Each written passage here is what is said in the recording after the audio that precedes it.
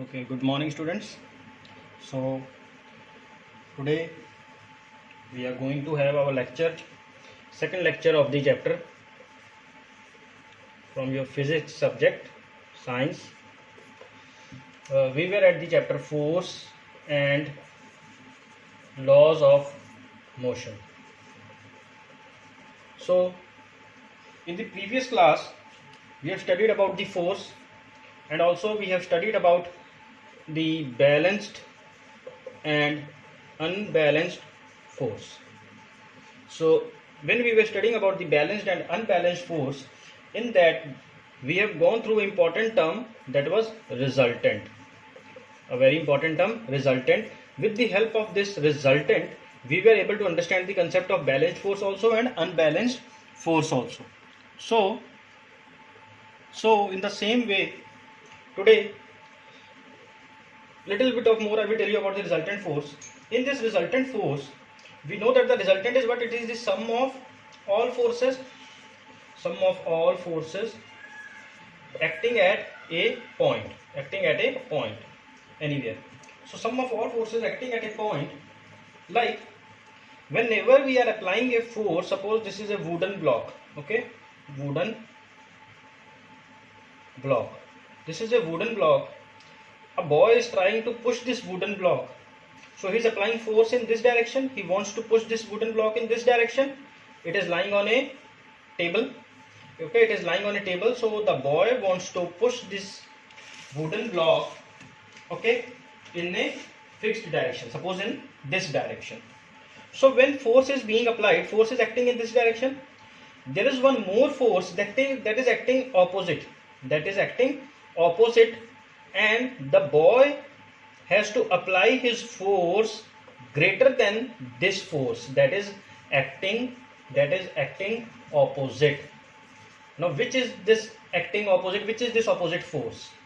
So with this, now I will tell you about an important term that is also you are going to study in your earlier classes, okay, and little bit of knowledge of that is required over here.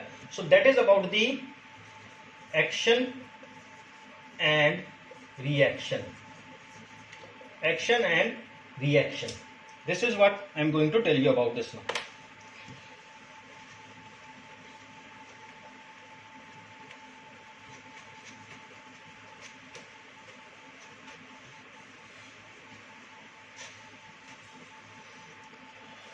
So in this, about the action and reaction force, okay.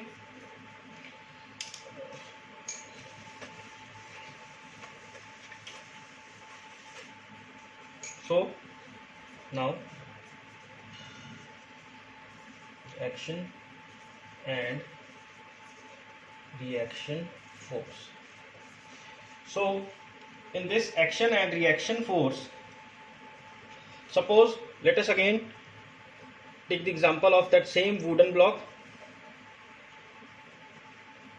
This was the wooden block that was being pushed by the boy in this direction. So the boy standing over here is applying his force in this direction. So when he is applying this force in this direction, this is the action what he is being told. Suppose I have ordered that boy to do this work. So this is the action that he is doing. So this is the action force that he is doing. But something is there that will oppose him. A force from here. This force, it may be of any type. This is a reaction force, and usually the reaction force that mostly acts every time is that what you have studied in your lower classes is the friction force. Friction force is the opposite force.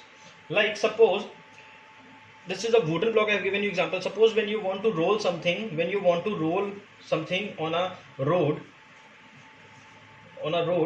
you have to push this with your leg or your foot or with your hands. You are pushing this, and you need to apply a lot of force. Suppose if this is a road roller in a ground while making a cricket pitch, you need to apply this a huge amount of force. Why? First of all, it is heavy, okay, this is a common requirement that this is heavy, so we need a lot of force. But something that is still not along, what? The friction force that is acting opposite.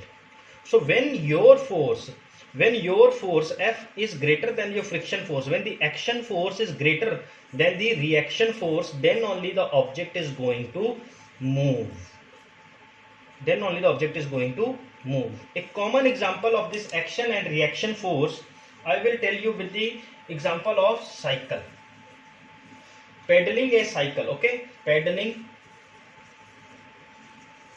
a cycle.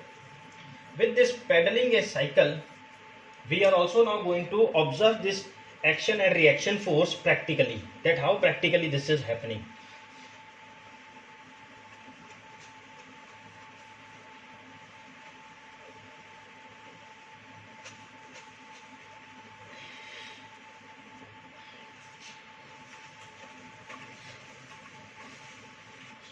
Yes, so we were doing the example of cycle. In this example of cycle, what is happening? Suppose you are pedaling a cycle, okay, you are pedaling it, and what is happening when you are pedaling this cycle? The cycle is moving, but as soon as you stop pedaling,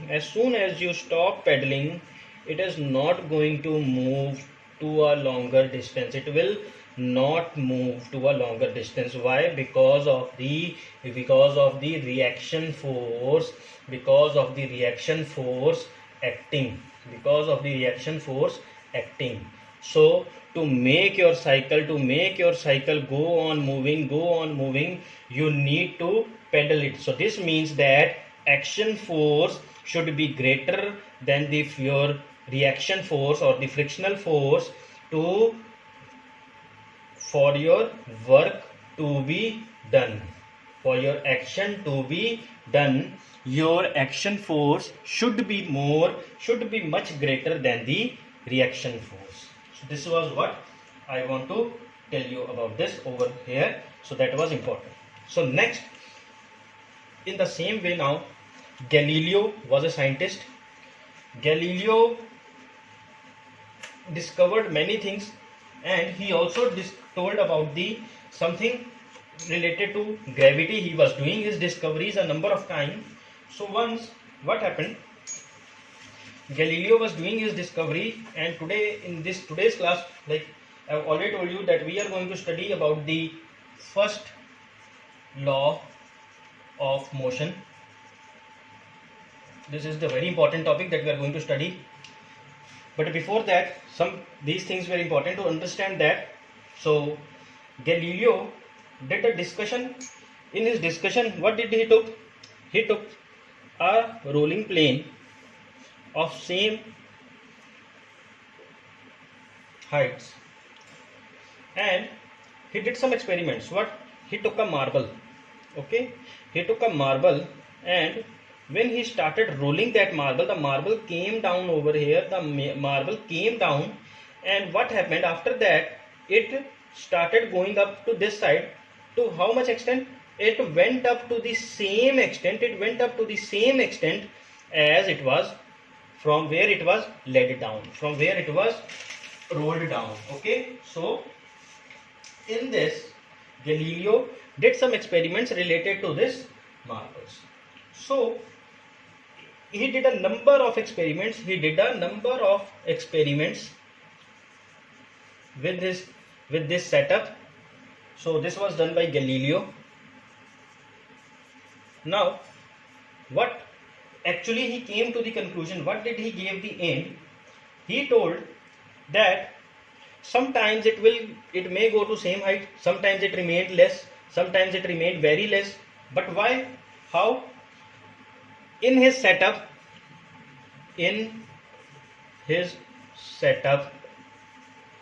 he changed. What did he change? Like in his experiments, not only he did only one experiment, he did numbers with this same setup, same type of experiment, that rolling of marble. He did the same experiment, rolling of marble. But what did he change? He changed the types of marbles, or you can say these planes. He changed these things. Okay, and what did he came to the end?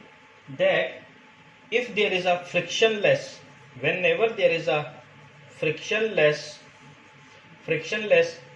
plane or marble, whenever there is a frictionless plane or marble, then it will be better, or then it is better for marble to roll. Okay, if these things are frictionless. So he focused on this frictionless or the friction force, that how much this friction comes into account whenever we are applying some action. So like the marble, rolling of marble is the action, but if the marble, or if this marble, or if this plane is smooth, instead it is not having any rough, so if it is smooth, so the smoothness, due to the smoothness, it can go to a higher extent, but if it is rough, it may stop here also, here, anywhere. It depends on the roughness. So this was what he came to the end, that only a frictionless plane or a frictionless marble will be better for the marble to roll. So this was what Galileo's experiments, he did this. So based on these experiments, based on his knowledge, but he was not able to give an end or conclude any law of motion. Based on his discussions, after that, Newton, a famous scientist, Isaac Newton, he started his discovery, and it was the result of his discovery, Isaac Newton's, that famous scientist Isaac Newton, he did his discoveries, and with these discoveries he gave us 3 laws of motion. So it was Isaac Newton who gave us the laws of motion, and these are known as the 3 laws of motion. 3 laws of motion. So from these 3 laws of motion, today we are going to study about the first law. Today we are going to study about the first law. So what is first law? What does he states in this? He states that a body at rest will remain at rest, and a body in motion will remain at motion until and unless external force is applied to it. So this is what he told about the first law of motion. This is the exact statement of first law of motion that you are going to study everywhere. And today, now we are going to discuss on this first law of motion. So what did he told? He told that a body at rest will remain at rest, and a body in motion will remain in motion or remain at motion until and unless external force is applied to it. So this means, in a very simple way, I am going to explain you. Like, let us take the example of a fan. You have switched off, or you have switched on this fan. Okay, you have switched on this fan. So after that, the fan will start moving. It will move continuously. So when it is moving and moving and moving and moving continuously, it is taking its circles. What is going to happen? It will only stop. Suppose if it is continuously having its circles, means it is in motion. A body in motion will remain at motion until and unless external force. What is the external force? Suppose you switch off. You switched off. So this is your external force. This is the force that you have applied. So this is the external force that you have applied until and unless external force is applied to it. So a body in motion will remain at motion. So it was in motion, it will obviously remain at motion, but you have applied the external force, so it will be now no longer in motion. Now it is at rest. Now the same fan is at rest. So a body at rest will remain at rest. Okay, so a body at rest, it will remain at rest until and unless external force. So what is external force? Suppose now this fan is switched off. Now this fan is in off condition. What external force you can do? You will on this fan, you will switch on and it will start moving. So now it will remain at motion. Now to stop its motion, again external force, switching off. So this is what this first law is explaining to us, that a body at rest will remain at rest and a body in motion will remain at motion until and unless external force is applied. So now with this little bit of questions now you will be having, doubts you will be having, that is, suppose if I want to say that if any body is there, okay, let us take the example of any object, any body it may be.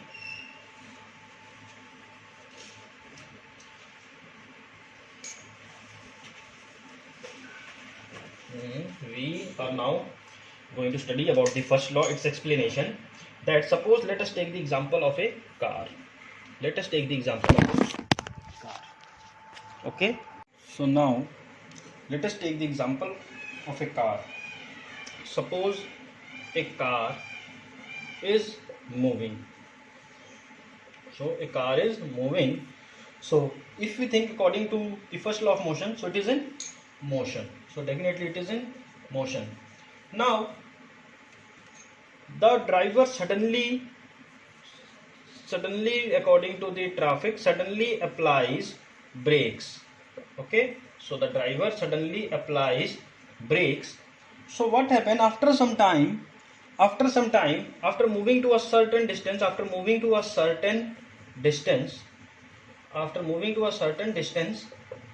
car is going to stop. Why? Now we will say the car was in motion. A body at motion will remain at motion. So it was moving also. But why it will stop after a certain distance? It was because of the opposite reaction force.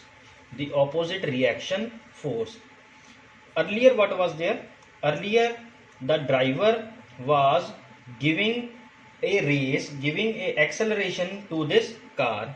So earlier he was giving this acceleration. With this acceleration, the value of this acceleration was greater than this opposite force. So that's why the car was moving. After applying brakes also, the value of acceleration, the value of this acceleration or the value of this applied force was greater to some extent. But after some time it goes on decreasing, and when it has decreased, so this increased and finally it stopped. So this is what from which we can understand about the first law of motion that we have studied, that a body at rest is going to remain at rest, or a body in motion will remain at motion until and unless external force, whatsoever is the external force. So now applications of this first law, we will also be studying about the applications of first law. Now applications are also very familiar or very easy, that you have also gone through in your daily life. Like in your lower classes you have studied that yes, science is everywhere, science is in our everyday life. But how is this everywhere and how it is in our everyday life? This is how we can assume or how we are going to correlate the things. It depends on our knowledge. So today, applications of first law. In this applications of first law, one of the application is sudden applying of brakes. Sudden applying of brakes to any car or vehicle. What happens that when sudden brakes are applied, at that time the person he suddenly or he feels a shock and he moves forward, and he feels forward. Why? Actually he should not move forward. The car was moving. Okay, the car was moving the car was moving in a direction, the car is moving in a direction, but now brakes are applied. When brakes are applied, definitely it is going to become slow. Okay, when brakes are applied, this car is going to become slow. Then why the person is going to moving forward when sudden brakes are applied? Why the person should move forward? He should also be slow at a place. But actually what is happening, a body at rest will remain at rest. So the person in this car was at rest, but due to sudden applying of brakes, the brakes is what? Brakes over here in this case is the external force.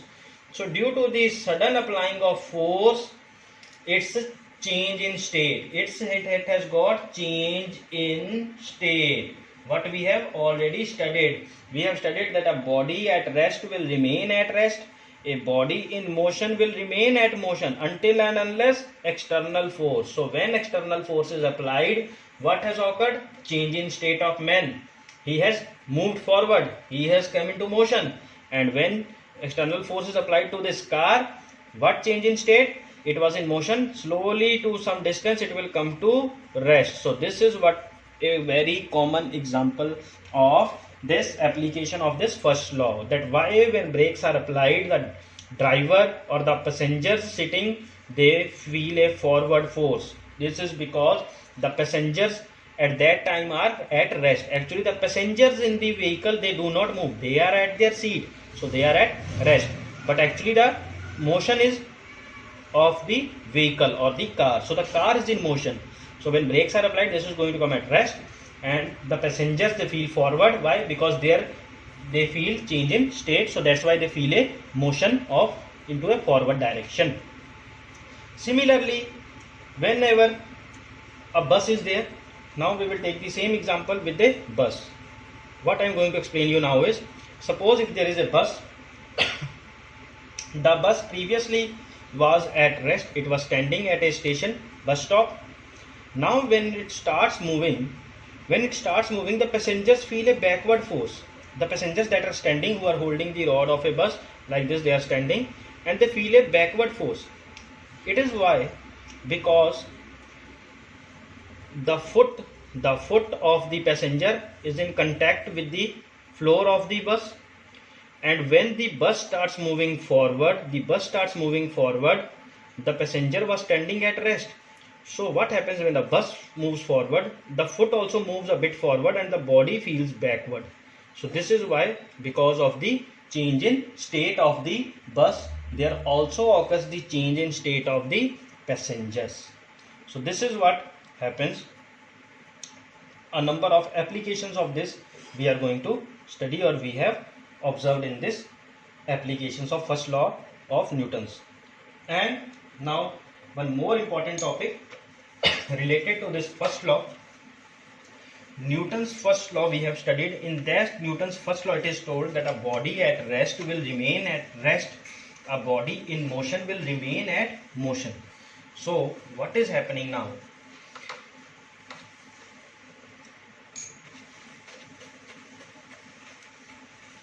From the definition itself, I am going to explain you about a thing, that what we have studied is a body at rest will remain at rest. Only this much I am going to explain, and only this much statement is better, from where you will be understanding. So a body at rest will remain at rest. So what is the Newton want to tell? He tells that a body at rest, it will remain at rest. It will remain at rest. Okay. So this means that a body cannot change its state itself. It is unable. We can say this word, that a body, suppose if we take the example of a fan again, a fan is at rest itself, it cannot change its state itself.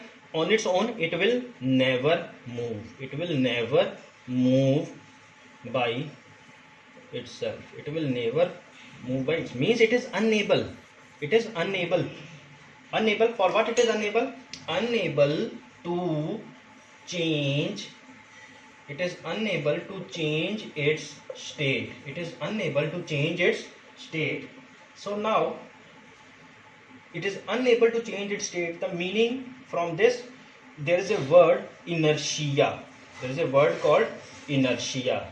Inertia, the meaning of this word inertia, if you ever find is inertia, the word of meaning in the word inertia is inability. Inability of any object or of the body. So it is inability. So the fan inability to change its state, or we can say it is unable. So in the same way, the first law, it is also known as or law of inertia. Okay, so the first law of motion is also known as law of inertia. Inertia means inability of the body. So based on this whole statement, whole this concept, whole of this knowledge, a single word is given, inertia, and the first law of motion is also known as law of inertia. Okay, so hope you will understand this. So this is the first law of motion, its applications, and what sometimes it is also asked in the examples that state the law of inertia. So you are only going to write about the first law. Okay, so this is also known as the law of inertia. Okay, and inertia means how that object will change. Okay, inertia is the inability that a body at rest will not able to change its state itself. Or suppose if this fan is in motion, it will never be able to change its state its own. External force is applied. So this is what we have studied in the previous. So hope you all have understood. So thank you, and that's all for today's class. Okay.